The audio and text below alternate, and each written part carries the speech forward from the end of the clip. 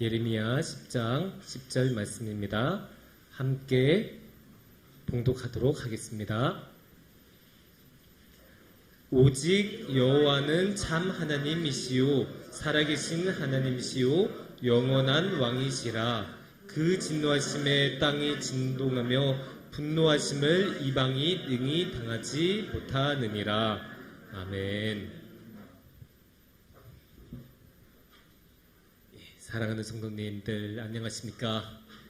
오늘도 이렇게 평신도 신학 강좌로 함께 할 수 있어서 참으로 기쁘고 감사합니다.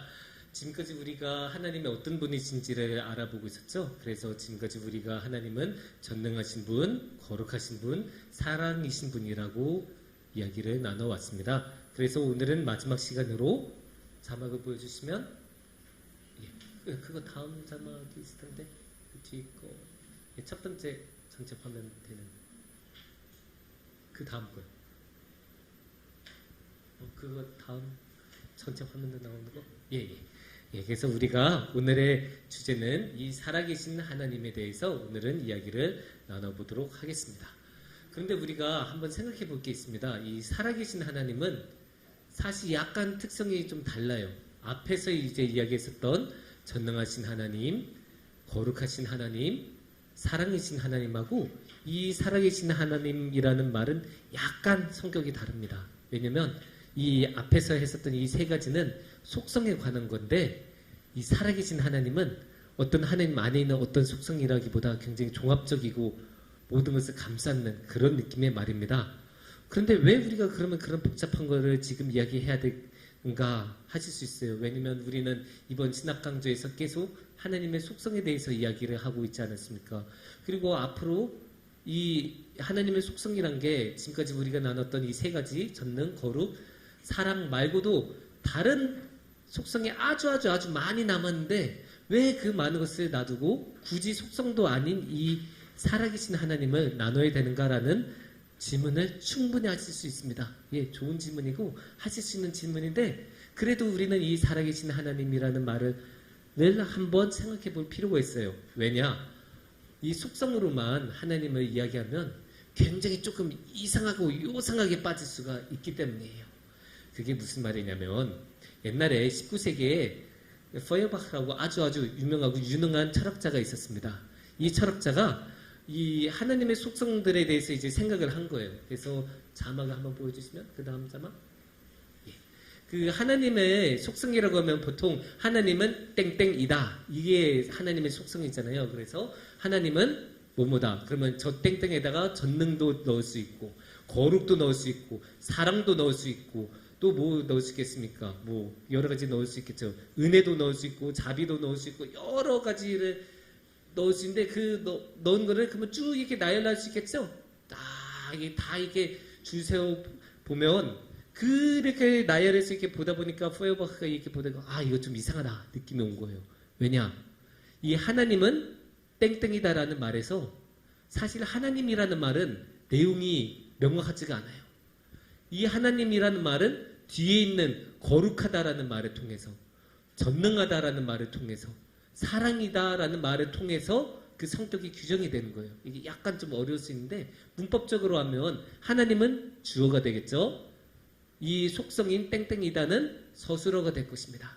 그러면 우리는 항상 원래 있는 거는 주어고 이 주어에 보조적으로 설명해 주는 게 서술어다라고 계속 생각을 하는데 그게 전통적으로 문법적으로 그렇게 이루어졌고 우리 모두 다 그렇게 생각을 해요.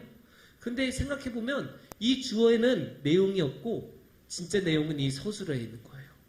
그러니까 이런 속성으로만 계속 이야기하면 페어바흐가 발견한 거예요. 저 하나님이란 거는 내용이 없네. 진짜 내용은 서술어에 있네. 그러면 무게중심은 주어가 아니라 서술어고 하나님이 아니라 속성이 그러면 중심이 되겠네. 이거를 깨닫기 시작한 거예요. 그러면 이게 어디까지 나아가냐 하면 하나님이니까 전능하신 게 아니에요. 거꾸로 전능하시니까 하나님이다라고 말을 하게 되는 거죠. 화살표가 이렇게 된 거죠. 이게 거꾸로 이제 도치가 되고 자리바꿈이 일어난다는 거예요. 거룩하니까 하나님이에요. 이게 어떻게 되냐? 그러니까 우리가 하나님을 만나고 하나님을 본 다음에 이렇게 내가 만나보니까 하나님은 거룩한 분이구나. 이렇게 말한 게 아니라 살다가 거룩한 무언가를 봤어요. 그러면 이분이 하나님인가 보구나. 이렇게 느끼는 거예요. 근데 여러분, 거룩하다라는 성질을 가진 게 하나님 혼자이라고 우리는 항상 믿고 말을 하지만 성경만 봐도 굉장히 놀라운 영적인 현상을 하나님 외에 이상한 악한 영도 굉장히 많이 했다는 것을 우리는 볼 수 있어요. 그럼 어떻게 되겠어요? 걔네가 악한 영인데 고린도 후서에도 나오잖아요. 그 악한 사탄도 천사의 광채를 가지고 나타난다고. 그러니까 거룩한 모습으로 사탄이 나타나면 우리는 거룩하네, 하나님인가 보네 하면서 하나님이 아니라 엉뚱한 것에 끌려가게 된다는 거예요. 이게 정말로 그런 일이 일어나나 싶은데 실제로 일어나요.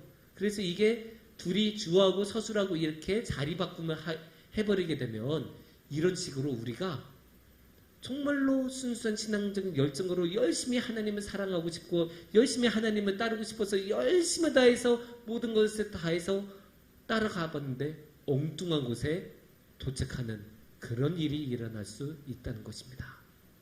근데 포여바크는 정말로 똑똑한 사람이어서 여기서 한 걸음 더 나아가는 것을 발견했어요.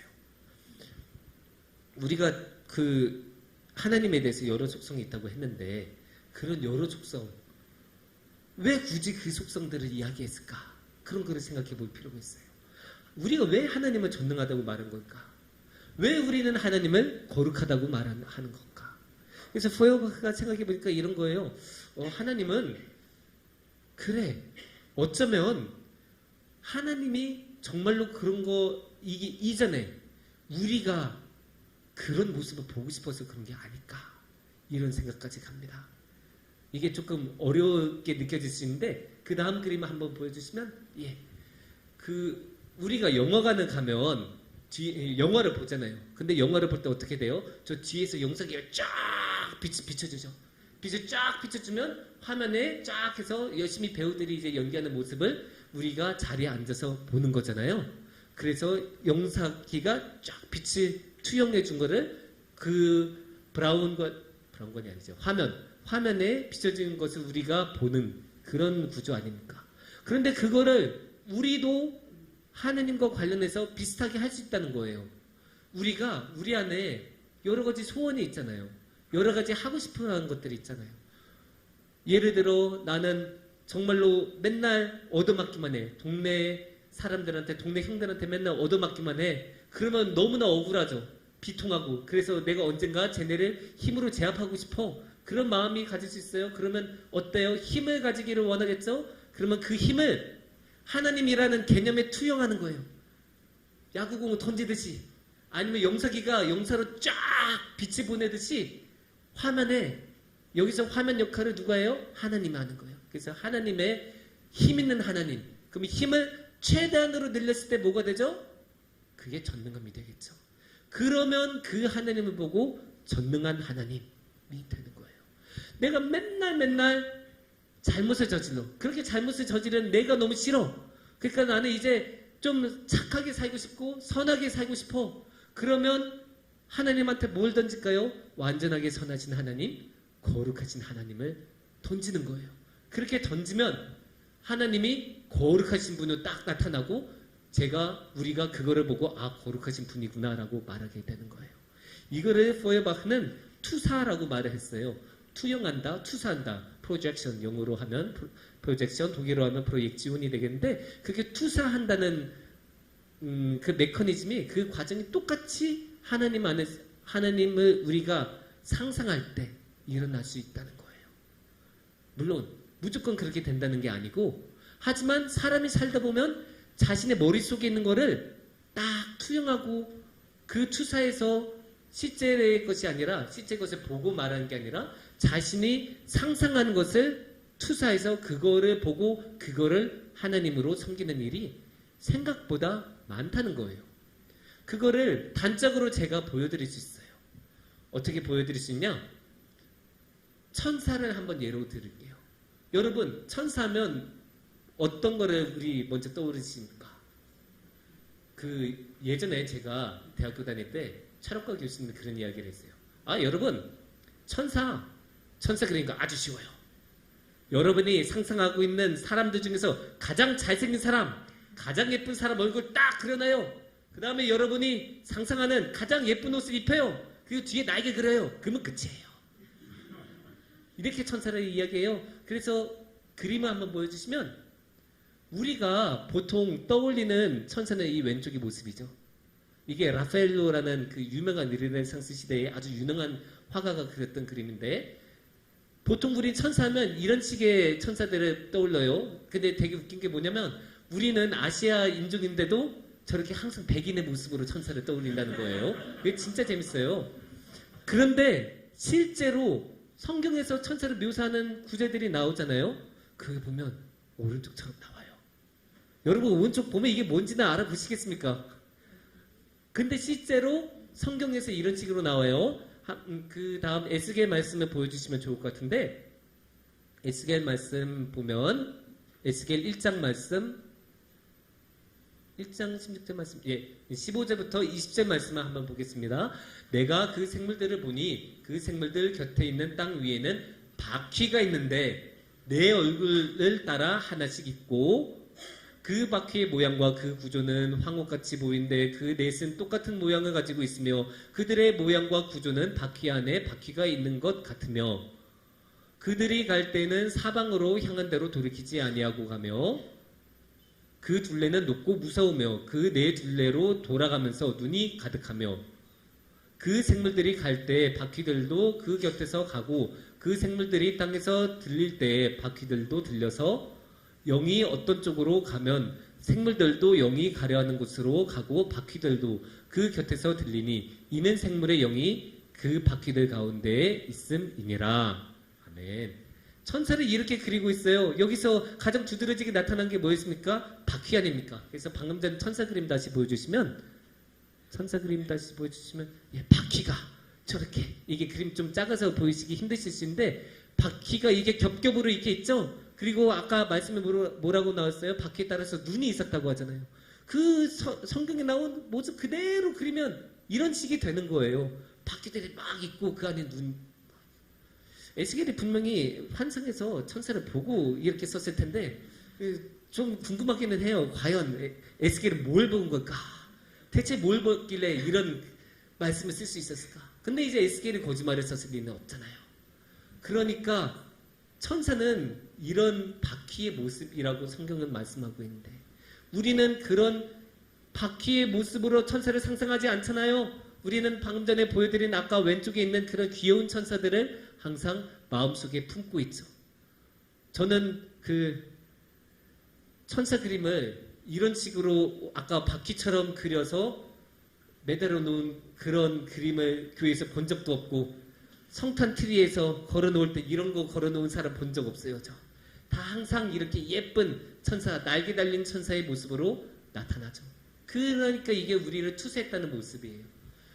이거는 너무 비인간적인 모습이니까 바퀴의 모습으로 우리는 투영을 안 하죠. 하지만 가장 예쁜, 귀여운, 잘생긴 천사 그 모습으로 우리는 투사를 한다는 거예요. 이렇게 실제로 우리는 투사를 해요. 천사에 대해서도 이렇게 투사를 한다면 우리가 하나님에 대해서도 충분히 투사를 할 수 있겠죠. 그리고 우리가 생각지도 않는 사이 무의식적으로 그런 투사는 일어납니다. 그래서 하나님이 성경에서 뭐라고 써있던 간에 그냥 내 마음속에 하나님은 이런 분이야 하고 딱 고정된 그런 모습을 가지고 있는 경우가 적지 않아요. 그래서 그게 사실 하나님과 우리 사이에 일어나는 갈등 중에 아주 많은 부분이에요.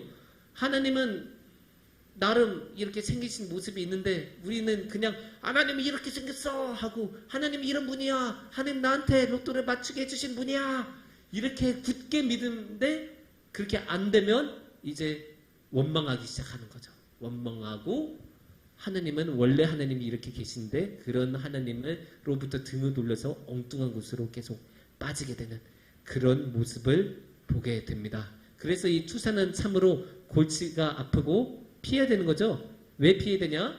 그 모습으로는 진정한 하나님은 만나기 어려우니까. 진정한 성경에서 나타난 자신을 드러낸 하나님이 아니라 우리가 상상 속으로 만들어낸 그런 하나님을 우리가 믿고 따르게 되면 곤란하지 않겠습니까? 그런 하나님으로는 우리가 구원을 받기 어렵지 않겠습니까? 그래서 투사는 피해야 되고 극복해야 되는 것인데 그 극복하는 게 굉장히 어려워요. 왜냐?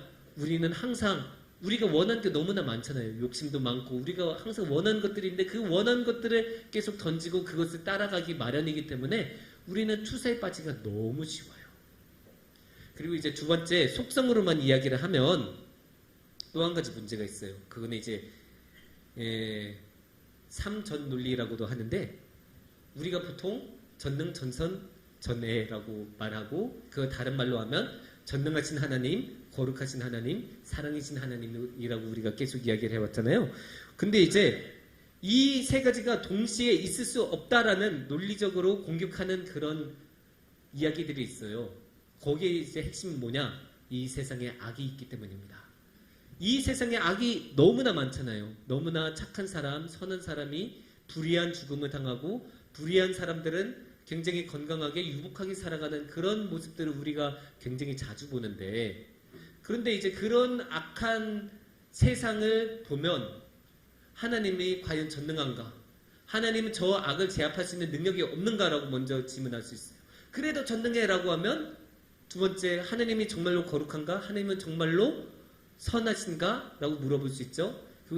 그래도 선하셔라고 하면 세 번째, 그러면 그 하나님은 우리를 사랑하지 않는가 보다. 우리를 사랑하지 않기 때문에 그러한 악에 빠져서 계속 고통당하도록 내버려 두시나 보다 라고 말하게 된 거죠. 그래서 하나님이 능력이 없으신가? 하나님이 선하신 분인데 왜 죄와 악을 방치하시는가? 하나님은 사랑이 많으신 분이라는데 왜 우리가 괴로워하는 가운데 그대로 내버려 두시는가? 그런 질문들을 던지면서 그렇게 하면 이 세 가지 중에 하나는 반드시 빠질 수 없다. 이 세 가지가 동시에 있을 수는 없다라고 하면서 공격을 하는 거예요. 이게 굉장히 이제 어려운 공격이죠. 특히 이제 하나님을 믿지 않는 사람들, 비기독교인들을 넘어서 반기독교인들이 있죠. 그런 분들이 이제 이런 논리를 가지고 하나님에 대해서 공격하는 경우가 굉장히 많아요. 그런데 이게 문제는 그 논리가 굉장히 치밀하고 탄탄해서 이겨내기가 어렵다는 거예요. 투사이론이나 이 삼전 논리는 사실 논리적으로는 굉장히 이겨내기가 어려워요. 제가 아무리 공부를 하고 생각을 해봐도 논리적으로는 이기기가 정말로 어렵습니다. 하지만 여기에 맹점이 있고 여기에 극복할 수 있는 포인트가 있는 거예요. 이거는 어디까지나 논리라는 뜻이고 이거는 어디까지나 개념만 가지고 이야기하는 거예요. 우리가 그 사랑을 할 때 조금 어설프게 하고 잘 못하는 사람들 있잖아요. 그런 사람들을 놀릴 때 우리가 뭐라고 말합니까? 쟤는 사랑을 책으로 배웠나 보다. 그런 말을 하지 않습니까? 왜 그렇습니까? 사랑은 현실이고 실제인데 실제에서 일어나고 관계를 통해서 이제 일어나는 거잖아요. 그런데 그런 것들을 고려하지 않고 그냥 책만 읽으면서 어디서 주워들은 그런 작은 지식들, 그런 작은 개념들만 가지고 사랑을 하려고 하면 그게 사랑이 잘 되겠습니까? 잘 될 리가 없죠. 잘 될 리가 없으니까 아이고 쟤는 사랑을 책으로 배웠나 보네. 이렇게 말이 나오는 건데 똑같은 거예요. 이렇게 투사 이론 가지고 하나님을 공격하거나 삼전 이론 가지고 하나님을 공격하는 사람들은 하나님을 책으로만 공부한 사람들이에요. 이론하고 실제는 엄연히 달라요. 현실의 하나님은 개념 속의 하나님, 머릿속의 하나님하고 분명히 다릅니다. 그래서 이 현실 속의 하나님을 우리가 그러면 다른 말로 뭐라고 할 수 있겠습니까? 살아계신 하나님이라고 할 수 있는 것입니다. 이 살아계신 하나님은 단순하게 이 하나님을 믿지 않는 사람들의 공격으로부터 보호하려고 만들어낸 그런 개념이 아니에요. 실제로 성경에서 나타난 말씀이죠. 오늘의 말씀 예레미야 10장 10절을 우리가 다시 한번 보면 분명히 이렇게 말씀하시죠. 오직 여호와는 참 하나님이시오 살아계신 하나님이시오 영원한 왕이시라. 이렇게 분명히 말씀하고 계세요. 하나님은 어떤 하나님이시라고요? 살아계신 하나님. 그거는 사람이 그냥 생각한 게 아니고 분명히 성경에 기록되어 있고 그 살아계신 하나님은 우리에게 오셔서 우리를 지켜주시고 우리를 도와주시고 우리를 인도해 주신 분입니다. 그렇기 때문에 이 살아계신 하나님은 어떻게 보면 깔끔하게 떨어지지 않을 수 있어요. 일관되게 보이지 않을 수도 있어요. 우리가 원한 것을 해주지 않을 수도 있어요. 하지만 그게 살아계신 분이시기 때문에 그런 거예요. 살아계신 분이니까 당연히 우리가 원하는 것하고 다른 모습을 보이시는 거예요. 우리도 그렇잖아요. 우리 자녀가 언제나 우리가 원한 대로만 합니까? 자녀 때문에 속상한 경우가 얼마나 많습니까? 그게 당연한 거예요. 자녀는 살아있는 존재이니까 자기가 원하는 대로 자신의 뜻대로 행동을 하는 거예요. 그러면 하나님은 당연히 우리가 모르는 면들도 있고 우리가 원하지 않는 모습이지만 하나님께서 필요하시다면 그런 행동을 하시지 않으시겠습니까? 그런 것을 생각하면 살아계신 하나님은 다르다라는 것을 우리가 꼭 염두에 둬야 합니다. 특히 이제 구분이 되는 게 하박국에서도 그런 이야기를 하잖아요. 하나님은 살아계신 하나님이고 우상하고 달라서 권세가 있고 살아계신 분이다. 이런 식으로 이야기하거든요. 살아계신다는 것은 생동이 되시는 분이고 권세가 있고 우리에게 능력을 베푸실 수 있으며 우리가 직접 체험하고 우리와 관계를 맺을 수 있다는 분이세요. 그렇게 관계를 맺으시는 분이기 때문에 우리 곁에 오시고 우리와 함께 하시는 그러한 분이시고 이렇게 관계를 맺는다는 말을 다른 말로 한다면 인격적인 하나님이라고 말을 할 수 있을 것입니다. 이렇게 살아계신 하나님 중에서 특히나 그 아주 놀라운 부분이 있어요. 그 부분이 어떤 모습이냐면 바로 저 십자가의 예수님의 모습입니다. 십자가의 예수님은 어떤 예수님이죠? 가장 비참하고 가장 힘들고 가장 어둠 속에 있는 예수님이죠.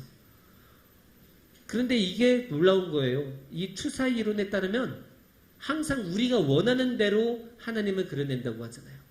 하지만 이 세상에 어떠한 사람이 자신이 십자가에 달리는 모습을 원하겠습니까? 어느 누가 예수님처럼 못 박히고 채찍맞고 모욕당하고 능욕당하고 모두에게 배신을 당하고 버림받는 그런 모습을 어느 누가 원하겠습니까? 이 세상에서 어느 누구도 그런 모습은 원하지 않아요. 그런데도 예수님께서는 그런 모습으로 우리 앞에 나타나셨고 그런 모습으로 우리 앞에서 십자가를 지고 나가셨고 그런 모습으로 우리 곁에 오신 분이세요. 그래서 예수님은 머릿속에 예수님이 아니라 살아계신 하나님이라고 하는 거예요. 그래서 이 예수님을 보면 이 십자가 예수님을 보면 이 살아계신 하나님을 보면 우리는 이 머릿속으로만 생각하고 움직이는 그런 투사된 하나님이나 삼전의 그런 하나님하고는 다른 정말로 살아계신 하나님을 만나고 볼 수 있습니다. 사랑하는 성도님들, 우리가 이번 평신도 강좌에서는 하나님을 아는 지식을 얻으려고 굉장히 노력했죠. 그래서 하나님께서는 전능하신 분, 거룩하신 분, 또 사랑이신 분이라는 걸 알게 되었고 그거를 다 종합해서 살아계신 분이라는 것을 우리가 알 수 있게 되었습니다. 그런 하나님은 단순히 전능, 거룩, 사랑 같은 그런 개념에 불과한 것이 아니라 모든 것을 담아내고 우리와 함께 하시며 우리 곁에서 살아계시면서 우리와 함께 해주시는 분입니다. 그런 하나님 우리가 믿고 따른다면 우리의 삶은 우리 살아계신 하나님과 함께 영원한 복을 누릴 수 있을 것입니다. 함께 기도드리겠습니다.